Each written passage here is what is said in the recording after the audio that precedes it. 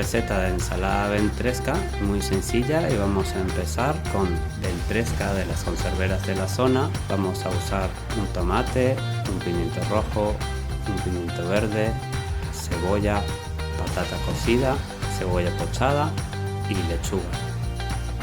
Con el pimiento, la cebolla y el pimiento verde vamos a hacer una vinagreta con vinagre balsámico y aceite de oliva. Lo vamos a sazonar un poco con sal y pimienta. Al momento de emplatar vamos a poner la patata cocida cortadas en láminas con la cebolla pochada. Le vamos a agregar un poquillo de sal, tomate cortado en cuadritos. Por otro lado va la lechuga aliñada aparte. Y luego encima va a ir la ventresca. Esta es nuestra receta de ensalada ventresca elaborada con productos de kilómetro cero con productores Nordelbay. Soy Martín Lucas, cocinero, y te esperamos en Marisagana.